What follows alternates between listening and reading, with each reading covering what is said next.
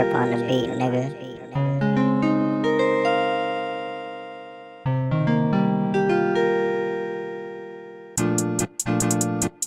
Hey, go. Yeah. Hey, go. Damn. Yeah. Young nigga coolin' in a space. Hey, no, I can't fuck with these niggas, they be fake. Yeah. You ain't getting guap, get the fuck up out my face. Hey, I be smoking gas every motherfucking day. Yeah.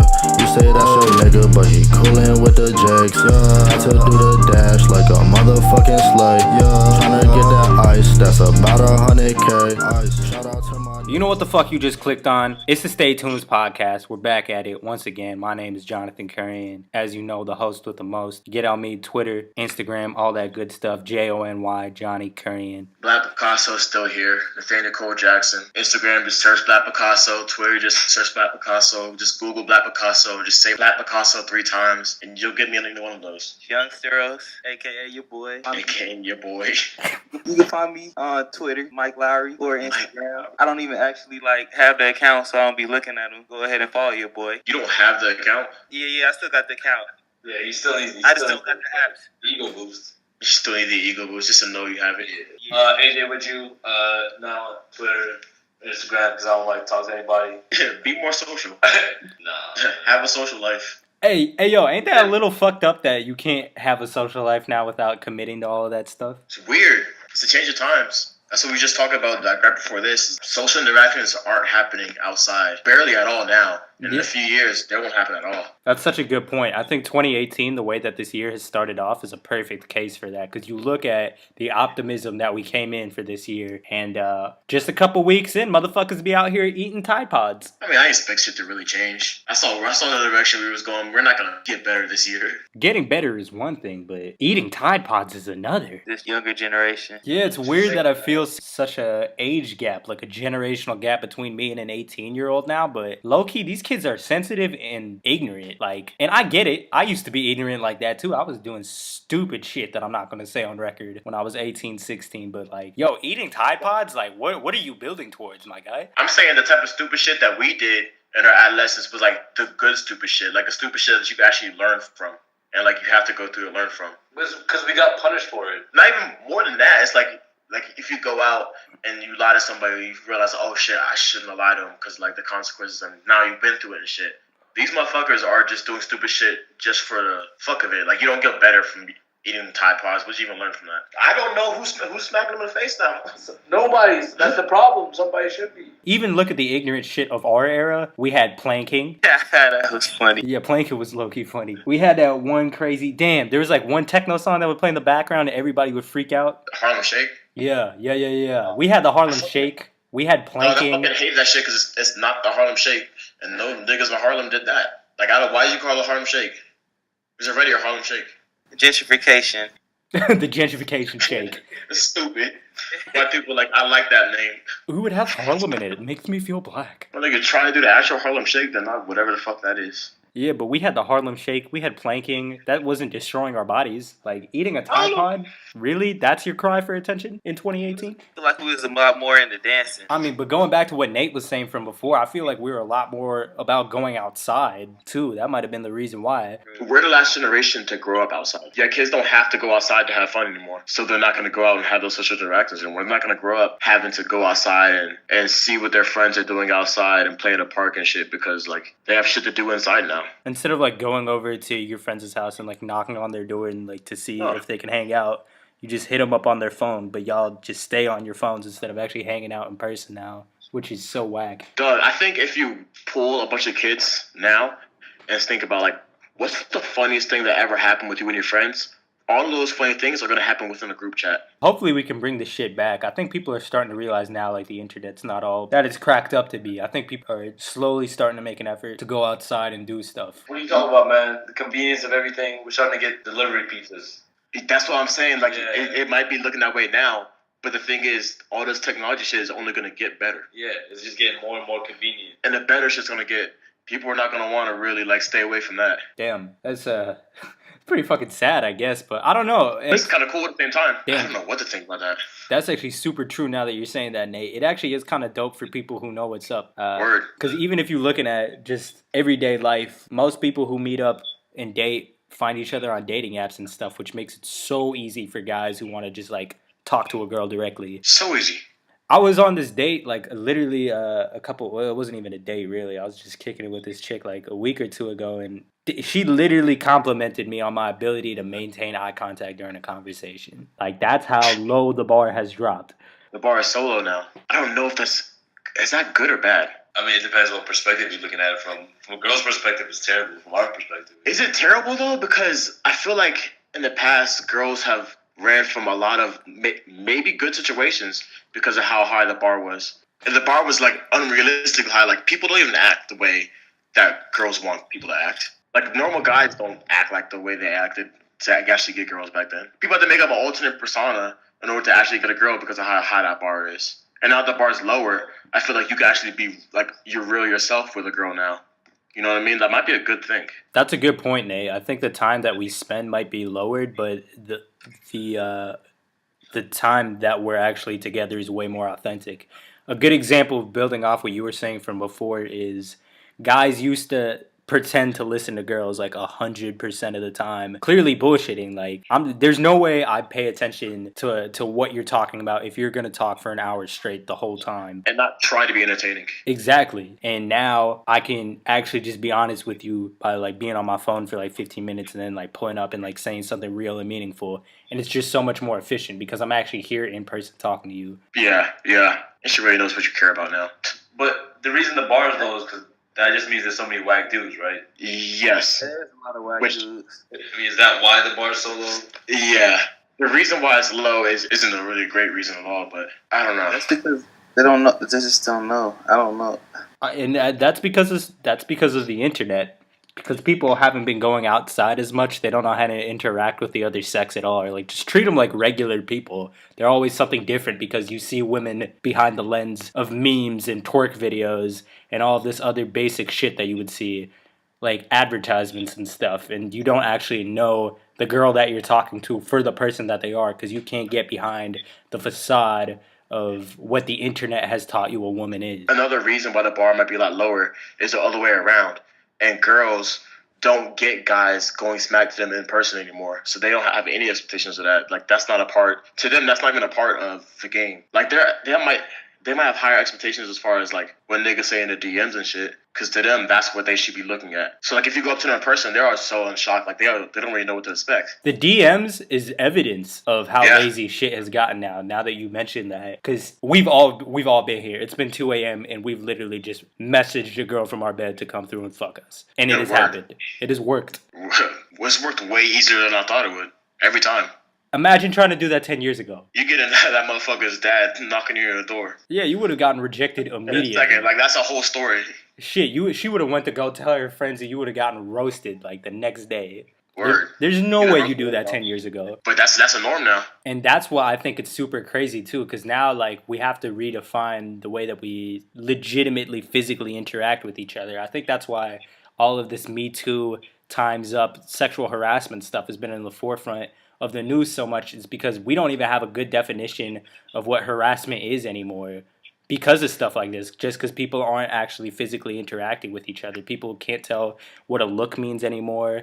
Women feel like they shouldn't have to verbally give consent, which is super strange. I think I have a theory about this. Well, not a theory about it, but a theory about where this is going to go. I think the combination of this whole Me Too movement and the advancement in technology, specifically with sex dolls, or the technology in general, is ultimately going to be the big catalyst to the extermination of sex. First of all, the way that biology, technology is advancing so fast, I don't think it's that far off that babies are going to be starting mating in the labs now. I don't know. I don't know enough about the biology field to really go into specifics, but shit's going to go in a massive way pretty soon. Sex dolls are But sex dolls, problem. Well, with the Me Too movement, people are scared to do anything now.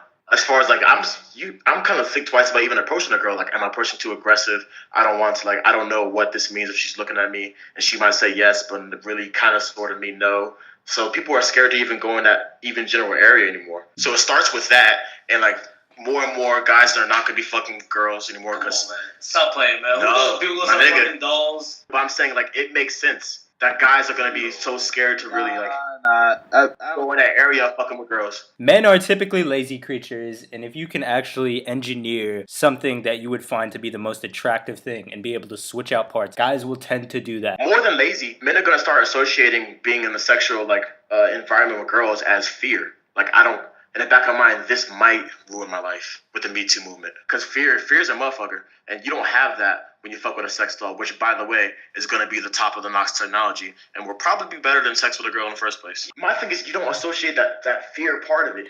And that's a huge part to me. Not to me specifically, but like to where I think it's gonna go. I don't know if they'll ever be able to actually replicate like the actual feelings and stuff. Cause like also all the hormones that are being released and the pheromones and all that type of stuff that's going on. I'm not saying that it will be sex with a robot will be better than sex with a person, but I think it will be close enough that sex with a woman wouldn't be worth the fear that comes with it anymore. I guess I see that point. And since as men start to fuck women less and less and go to sex dolls, we're not going to have a need for as much testosterone as we have, and that's just going to drop. And the estrogen levels are going to drop because you don't necessarily need sex to make a baby anymore with what I'm saying about like the way that reproduction might end up working in 50 years, 100 years.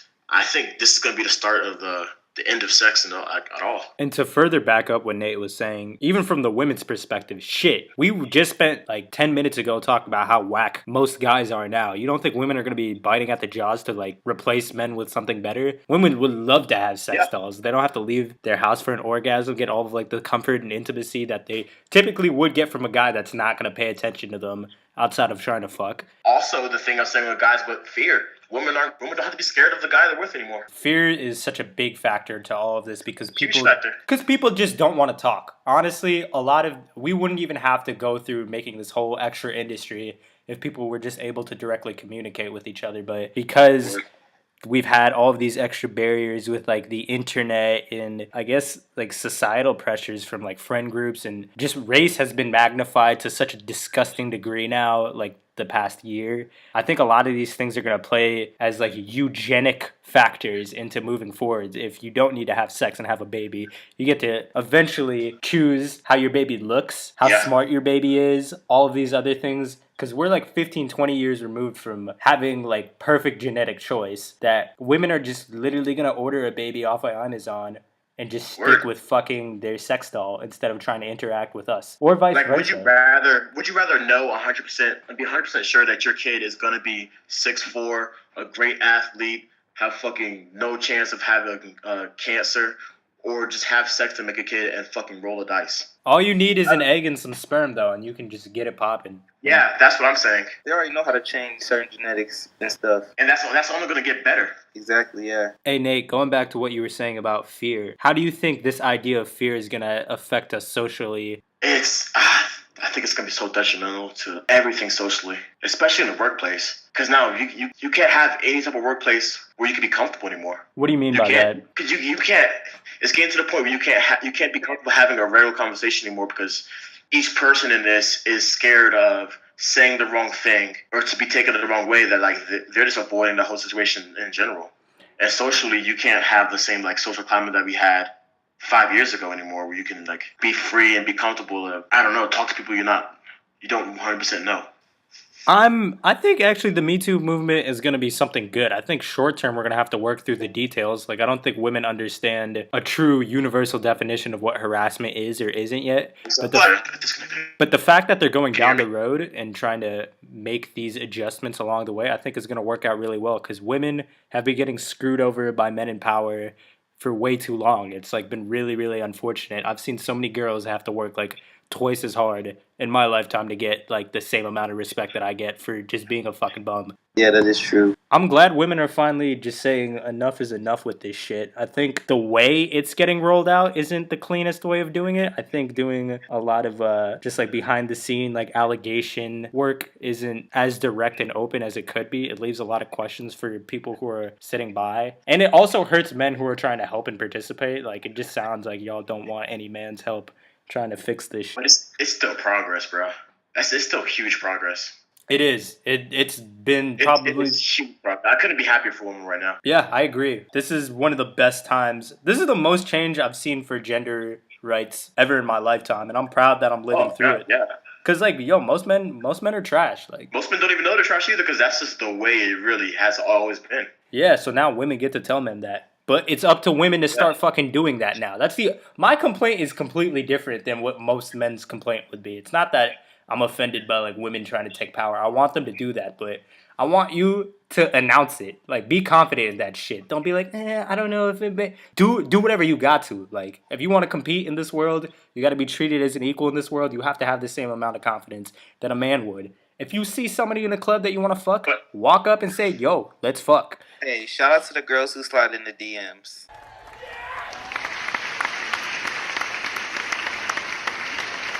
But I think all that's still coming from the same movement though.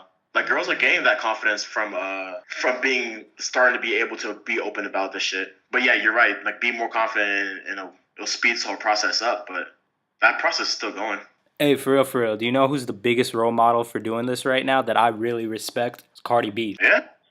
Yeah. Yo, we need Yeah, to give. actually, yeah. Cardi B is one of the dopest feminists I've ever seen in my life. Dead ass. She's a living, breathing example of the confidence that we really want women to have as a person. Like, I want to really have you be able to have the type of confidence that Cardi B has and shows off. And I think women are really starting to gravitate towards it too. That's the dope thing that I'm seeing with Cardi B is like other women, even like white women are looking at Cardi B and are like, yeah, I can be like that. There is nothing wrong about being like Cardi B because Cardi B doesn't do anything that's wrong. She's about getting her money. She's about getting good dick. And she's about moving her business along and focusing on the things that make her happy. What woman would not want to have that? Why have we been treating this like it's a bad thing to announce that these are the things you want in life?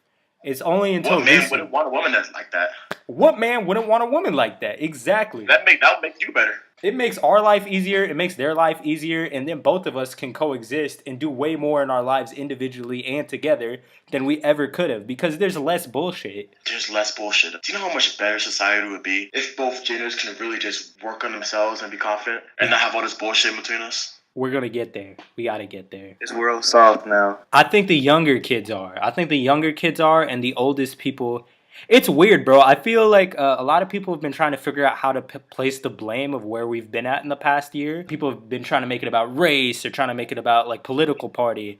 I honestly feel like it's an ageist gap. Like the 70-year-olds don't fuck with the 40-year-olds and everybody knows it. And that's the reason why we can't get anything done politically, in my opinion. All three of us don't fuck with like teenagers right now because they just be on some ignorant shit. They stupid. But yeah, see, like all of us, if we can come together as like age groups and understand that we all have differences and kind of compromise and work together, that's how we accomplish our problems. Because racially, that's always going to be there. I don't think that's going to change. If it does change, it'll be a while. It'll be a long time. It would have to come with everybody being interracial. Like that's the only real like solution I see. I mean, I don't understand though. It's not seeing a different race. It's hating a different race, right?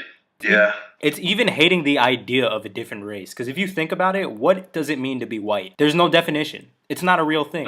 Yeah. That shit, that being white doesn't exist. That's just a fucking idea that people have used to have an advantage over other people. Yeah, but that's just so deeply ingrained that it's fucking us up. Yeah, I don't think that'll ever go away. It's just an idea. People are just ignorant to what they don't know most of the time. Like a lot of these people aren't. Because they're not exposed to it, they think they have a problem with it, but once they're exposed to it and like see like, oh, it's not what I actually thought. Most people just have a problem with it just because like that's what they've been taught and that's all they know, and like they just want to have a problem with it because people like being negative more than positive. It's like the dude who goes around the KKK members and changes them because they just never been around black people, so they just hate black people for no reason because they never actually talked to them. So maybe the U.S. should make some sort of mandatory service. I mean, it doesn't have to be military. You could like teach and make it in a different state, somewhere else you interact with different people and you serve your country in some, community sort of way. I think the government should hire 50 black people, 50 Mexican people, or 50 black men, 50 Mexican men, 50 Asian men, and send them into every only white village or every only white city, every one country, and have them fuck everybody. So that everybody grows up with somebody from a different race. I would enlist in that immediately. Doug, I think that should be a whole fucking movement. You telling me all I got to do is impregnate white girls to serve my country? Serve your country.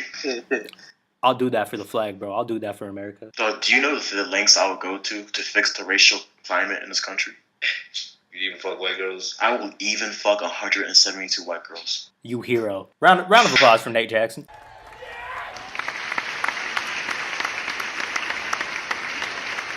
I feel like my sacrifices go unnoticed. Hey, but for real, I can't wait for actual interracial couples to be popping off. Like, everybody will be doing it. Why not? Why would you not want to fuck somebody of a different ethnicity and make, like, the most unique child ever? Word, let's experiment. We haven't seen no mixes yet. Yeah, we haven't. We have not seen all race combinations ever. There could be some dope shit that humanity has in store for us that we haven't even unlocked yet. A good analogy to think of, do you remember how dope it was in Dragon Ball Z when niggas started fusing? I'm like, oh shit, this is a whole nother term. We can see all types of different combinations. That shit's cool. I want to see everybody fuse. Hey, but even look at Gohan. If you think about it, that's like technically a race relationship. And Gohan was the strongest motherfucker in DBZ, low key. Word. Gohan Word. was 3 and was fucking up Namekians. I'm saying is we have all this potential now that we know that we can mix and all that shit. Like, oh fuck, I want to see all of it. Why would you not want that? Well, theoretically, if we just live in the same place for a certain amount of time, we all should look the same anyway. That's shitty, man. I'm not with that. That sounds like an episode of Fairly Odd Parents when everybody turns gray. I mean, that's the only reason that we're different colors right now, because of where our ancestors are from. That's the only reason to change our melanin level. I mean, I say let's keep some color out there. Nah, but there's always been light skin and dark skin people. Even if you look at like home continents, like for example, I'm from India, right? There's always been light skinned Indian people and dark skinned Indian people, but they're still Indian. You feel me? Like I was saying from before, there's no such thing as whiteness. Skin tone is just like a factor, but it doesn't define ethnicity. What I'm trying to say is, I think there's so much shit that we can gain culturally and even just genetically from actual ethnicities mixing together and creating something we've never seen before, like 50 other different fucking Blake Griffins. You know what I'm saying? Word. But we can still have, you know, different or the same skin tones. Like, I don't think we're all going to be beige. There's going to be 50 different shades of beige. It would never actually happen, because also people could just move easily. You think it will never actually happen? No, if you live in Africa where it's always hot most of the time, you're going to be a lot darker. No, I'm saying in America, in the melting pot of the world. Oh. I mean, Just in America. Nah. It take so long. Yeah, Honestly, I think it'll take a while, but I think it'll happen. For that to work, you would have to have, like... The Earth's going to be fucked up by then. Like, how long it take? I think in 150 years, we're going to get close to that. Not close to, like, everybody, but, like, you're going to start to see it. I can't see my Latinos moving up north, bro. Oh, my from God, I love Latinas so much. Oh. Had nothing to do with what we're talking about, but I really love Latinas. Let's take a moment of silence for Latinas. Oh, I just dropped a tear.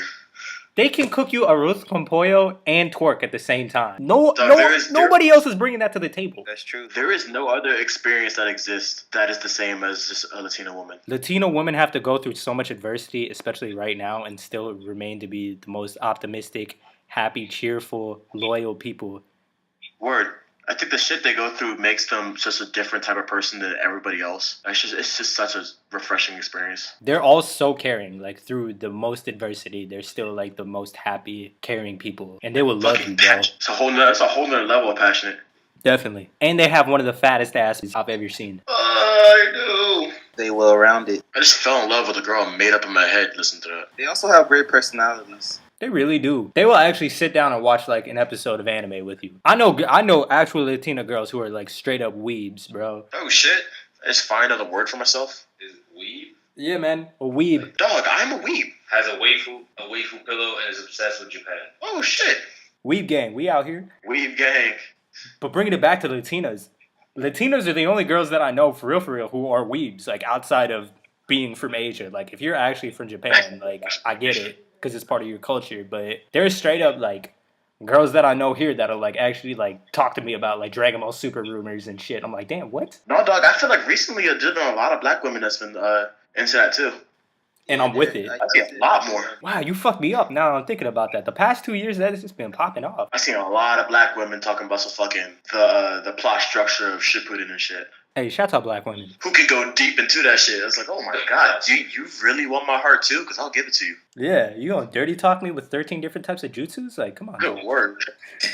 Talk about how Itachi was misunderstood. Hey, hold up. I got theories about that too. But I just want to say that the dynamic between Luke and Anakin is kind of a little similar to the what happened with Sasuke and Itachi. But that's father and son versus brother and brother. Yeah, that's the minor difference they made. But the dynamics are a little It's a little suspect. I'm not saying any accusations. Because he killed everybody, didn't he? What? I mean, Itachi killed But everybody. Itachi did that all to make Sasuke stronger, Anakin killed though. everybody. Yeah, Anakin killed everybody. He killed kids. He killed all the kids. He Yeah, killed all the Jedis. Hey, Itachi killed Just like Itachi killed all the Uchihas. And who was the last fucking Jedi? Motherfucking Luke. And motherfucking Sasuke was the last Uchiha. And in the end, he gave his life for the ladder. Hey, here's the one question that'll seal the deal for you. Do you think Darth Vader killed all those people to make Luke stronger? Like, at least towards the end. Once he knew Luke existed, do you think Darth Vader even went harder to be evil to make Luke more powerful? Because that's what Itachi did for Sasuke. Yes. After Luke resurfaced and he was already Darth Vader, I'm saying once Anakin knew Luke existed, do you think... as a Jedi. Yeah, as a Jedi. Yeah, okay, we're on the same page. Yes, I do. Damn, you might be onto something. That's a hot take, but that might be legit. I'm just saying. Hey. It's just a little sketchy in the light. Even though Star Wars was probably made 15 years earlier. That's what I was saying. I was like, wait. That's what I've been thinking this whole time. I was like, what was made first right now? Nah, it doesn't matter. Thievery is thievery. And I would never accuse Naruto of thievery, so that means Star Wars stole. Hey, speaking of the dark side, this nigga Donald Trump spent his 1 year ruling the empire. It's officially like the first year anniversary of Donald Trump being in office as the president of the United States. How y'all think Trump did? I'm surprisingly more lost on what he's doing after a year of watching it than I was when he first started. I still don't know exactly what his goal is. Seems like he's making an effort to really let it be known that he's fucking up every time he gets on the TV screen. Yeah, I've never seen somebody constantly do something that will piss off public perception every single time and be blatant about it. On purpose. What's the end goal here? To get kicked out the office? Because like there's better ways to do that. There's less detrimental ways to do that. Like when you're handling the most powerful country in the world, it's not something to really play this game with. The strangest thing, though, is everybody will tell him, yo, this is the one thing you should probably do. This should be like a walk in the park, not that bad. Even earlier this week with the whole government shutdown deal, both sides of Congress, Republicans and Democrats, created a bipartisan bill to actually take care of DACA and the funding for the next few months and had the bill towards Donald Trump. And Donald Trump said he was going to sign it on Tuesday and then didn't sign it on Thursday and just started yelling at people out of nowhere. Had he signed it, it would have been the first bill that was bipartisan and officially took care of DACA. And that would have been so crazy because that would have been Donald Trump accomplishing something George Bush and Barack Obama could have never done. Something that you would think that he would fucking bust in his pants at the opportunity to get. To be able to actually brag about doing something that Obama hasn't done and be right to say that. It blows my mind at how easy that could have been for him. That's the thing that blows my mind is it was bipartisan. Like Republicans and Democrats both wanted this to happen. Like Lindsey Graham was like freaking pissed this week about this. Like it doesn't get more Republican than a fucking Lindsey Graham from South Carolina. Word. This would do better for his fucking approval rating. Like, what the fuck are you doing? What are your motives? Like the fact that we have no idea his motives are, coupled with whatever shady shit's going on with Russia. Like, this is scary. Do you know what's the strangest thing out of all of this though? The economy is booming. What the fuck? How much of that do you think's directly attributed to what's going on, though? I feel like all this stuff that Donald Trump is doing, it's creating the idea of more instability, which is making the markets weirdly more stable. Well, more speculative. I'm not going to say more stable. Because, okay, here's a great example of this. Bitcoin, it would have not had the year that it had if it wasn't for all of the crazy speculative shit that Donald Trump said, I believe. That's a great point. Because cryptocurrencies aren't a real thing. They're a virtual ledger that just gets passed around from here and there. It's not even a real currency, but the fact that Trump can do so much shit, talk so much shit, and deregulate so much stuff that will allow things that are theoretical to exist, like to be real, it boosts the overall markets. That's my belief. Do you think that's the direction he's going on purpose? You think that's what he's doing with all this? I don't know. I really don't know. Happens to be a consequence of what's going on. I think it might be because Donald Trump is so blatant about fucking people over. Yeah. He's not even like... That's interesting. People will accuse him of some shit, and he will do exactly what somebody who has been caught would do. Yeah. Like, he wants you to know that he's pretending. Let's say, like, a kid gets caught stealing from the cookie jar. Donald Trump is going out of his way to rub crumbs on his hands and all of the tables and to blatantly tell you no and fuck you to your face. Oh, he deadass says it like a little kid. Like literally like a little kid. Like he speaks like a little kid would. I never He heard. calls Kim Jong Un a bad man. That is funny. The bad guys. He's very bad. It's like that's what he describes people like a little kid does. He literally maps out like a little kid would. That's so true because grammatically, like the way he structures his sentence is, it sounds like he's going to say like 3 other things to describe a person. So like Kim Jong Un, you'll be like, he's a bad guy who's bad and is also, I must remind you, very bad. That sentence alone, it sounds like you were supposed to try to find 2 other adjectives that were supposed to describe something else, and you couldn't think of it, so you just went with bad. Realize that he really does speak like a little kid. He just acts like a little, like you don't have to announce that. People know. Hey, but the real thing to focus on, I kind of got over Donald Trump as a president, as a person, and everything. The thing that I'm focused on is everybody else that runs his life. Because everybody else is complicit in what he does. Like, yeah, okay, whatever you think about Donald Trump, that is who he is. But everybody else is just giving him the mic, you know what I mean?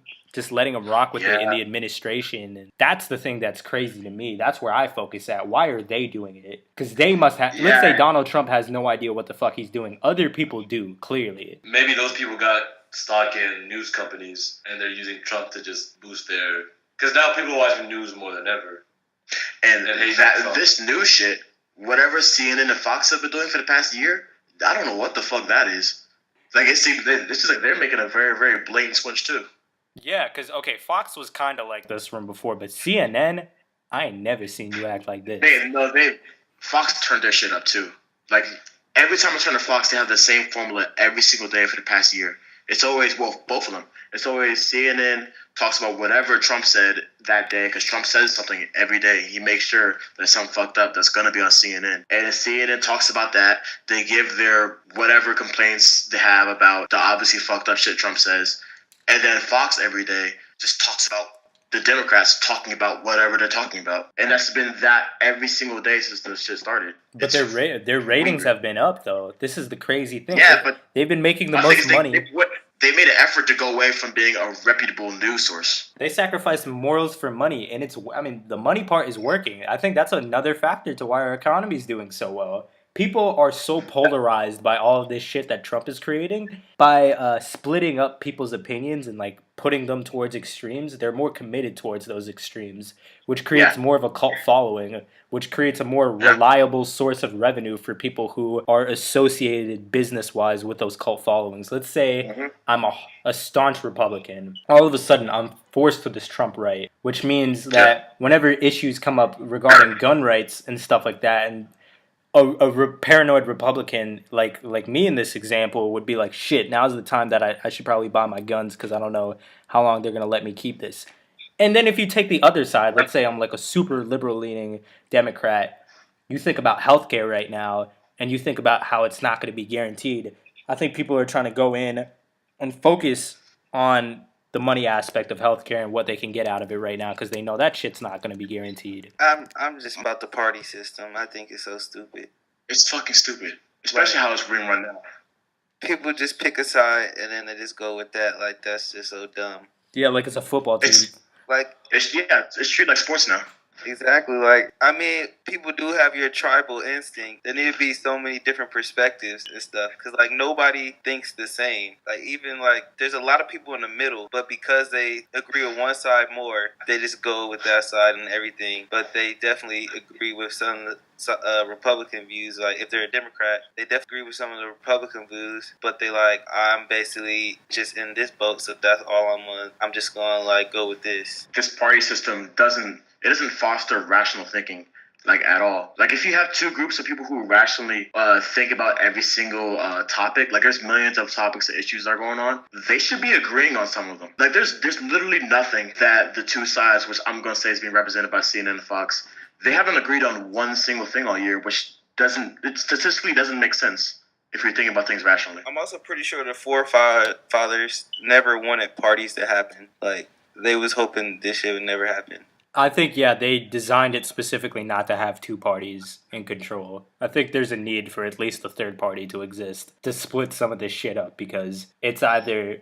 you're on one side or you're on the other. So For example, there's got to be a ton of voters, and I mean a fuck ton of voters, who are fiscally conservative, are about low taxes, and are also cool with homosexuality and abortion. That party But doesn't you should exist. both. But those two things don't have to be related to each other. They're not related at all. Why are you picking sides that has like either this and this or this and this? We need to create a system where we actually focus a lot more on the issues rather than we do the party itself. Like, if there was only a way that we could vote in a way that we could vote on specific issues and bills as a country, as opposed to electing somebody that'll represent a party that'll vote for all of this stuff, and we only get to choose Isn't that that what person once out of every 4 years. Isn't that what a complete democracy is? Yeah, and we have the technology to efficiently vote now, like, especially with data. Like, god damn it, if I can pull up a cat video within milliseconds on my phone, I should be able to vote securely. My thing is with that, then you get rid of politicians who really know what the fuck's going on, which I think we kind of need that because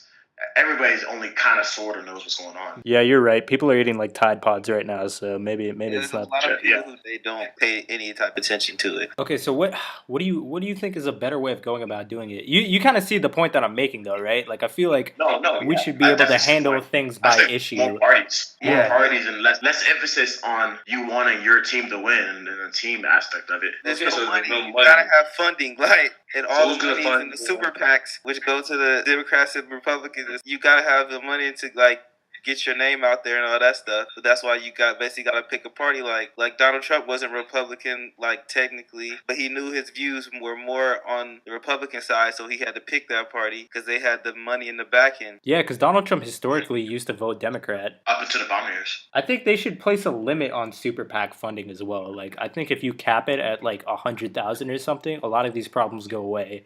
Because all the people who are really rich, like the Koch brothers, for example, have billions in their pockets. So they're just like, yeah, we'll buy out this whole Republican Party because they need our money, and we're the only people rich enough to give them money. But if you can say, hey, you can only get $100,000 from this organization or super PAC or person, then they actually have to campaign for more people.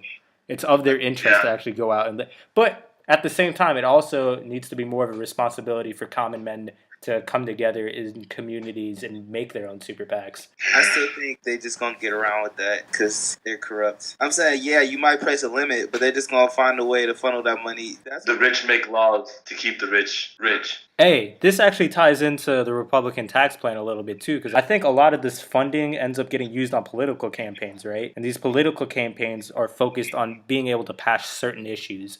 The Republican tax plan that got passed is the greatest example of that. Mikey was on this show previously and explicitly said on wax that a lot of people are voting for Donald Trump because they just wanted to see a Republican tax plan. Just that issue. And he's right. He was right about that. A lot of people were like, whatever, I have to put up with this guy's crazy shit, but I know I'll be able to keep a lot more of the money that I have. Which is essentially what this Republican tax plan does. The way that it breaks down is we will be lowering corporate taxes from 35% to 20%. So if you're a corporation in America, instead of getting taxed 35%, you only get taxed 20%. Now, that sounds pretty crazy, but the idea is a lot of these companies that offshore their money in cheaper areas like Ireland, for example, where they'll get taxed less, will actually bring all of that money back to the United States. Now that the money is in the United States, more money overall will be taxed, which should make up for some of it. Furthermore, because there's a lowering of corporate taxes, these companies obviously have a lot more money. Because they have a lot more money, they should be able to improve the overall efficiency of their business or be able to raise wages. Through the increase of efficiency of their business, they should be able to create better products in a more efficient time, which should up our GDP. And then the second thing that I said was increasing wages for everybody. With people having more money, they'll be able to spend more money. So consumer spending will go up, and that consumer spending will then create another cycle of more people being able to create jobs, which means more corporations will be able to make money. And it should be like a cyclical trickle-down effect. It could go either way. I don't think I have an overall statement to say one thing's good or bad. The one thing that I will point out is the Republicans are banking on two things. A, that the people up top in these corporations will actually be morally conscious about having more money in their pockets and doing something with it. And B, when people on lower classes get more money, you're expecting them to spend it immediately instead of saving it. Yeah. Those are two pretty big things to bank on for the future of your economy. Because if this doesn't work out, well, you just gave a bunch of rich people a lot more money. Expecting the people at the top to do the right thing. And even, let's say they even do the right thing, because actually, historically, a lot of polls have been showing rich rich people now have way more morally conscious than they ever have been before, especially when it comes to issues of equality and the environment. So it seems like this has been the most morally conscious time for people in the upper class ever, which is really strange but interesting and good. Going back to what I was saying from before, the other thing that you really have to bank on is people who are poor being smart enough or having enough education or tools to understand that they have to save their money and knowing how to go about saving money. Because there's one thing about just keeping money in your bank account, but money has to grow over time. So if people who are poor get money, it's very, very difficult for poor people to actually keep money and have their money appreciate over time to match the living of standard. So those are two huge things to bank on. And that's not like me trying to say that poor people can't get themselves out of a situation. I'm saying that the system is so unbelievably, I don't want to say rigged, but the system works in such an order that you have to utilize your money correctly to actually grow the way you want it to, and it's really tough for poor people to get the education nor the need to do that, because if you have bills to pay, like, you're gonna pay your bills first. You're not gonna be worried about saving that money that you just got. So I don't know, we'll see. And it's also purchasing correctly, right? Just because you increase consumer spending doesn't mean people will go spend it on the right things. Like, there's so many fucking broke people that we all know that if you give them an extra like couple of $100, they're gonna go buy like a Supreme sticker or a fucking Louis Vuitton bag instead of like going and paying off some of their debt. Like, but it could work out really, really well. Hopefully I've done a good enough job to explain theoretically how this could work. Good signals to look for our economy coming up is a lot of people who work at the Federal Reserve expect that our GDP should raise by 0.3% for the next 3 years. And if it does, that should offset the debt that we're creating from lowering the corporate rate tax. So by the end of 2018, our GDP should be up by 0.3%. Same with 2019 and 2020. So if we're able to do that, then that means something's working. Believe it or not, as much as I love to shit talk Donald Trump because he's an idiot, he's been doing relatively well with the economy. And it kind of hurts me to say that, but it's been the strangest thing about this past year. Do you think that's due to Donald Trump, though? Because like people were saying before, people reluctantly voted for Trump in there just because they wanted Republicans to handle this economic climate. Or like Republican Party in general. I think it's the administration. It's not Donald Trump because they're all ex-Goldman Sachs guys. Yeah, so like Gary Cohn, Steve Mnuchin, those are literally straight out of Wall Street guys. So they're morally horrible human beings for enabling Donald Trump to be Donald Trump, and that's unforgivable in my mind socially, but they seem to know what they're doing in theory right now economically, but it's creating a more unstable economy. So it'll create the opportunity to grow quicker than it ever has before, but you're also creating more instability at the same time. Which is scary. Yeah, it creates a more speculative market. I think a great example of this, I don't know if I've mentioned this before or not, was the rise of Bitcoin in the past year.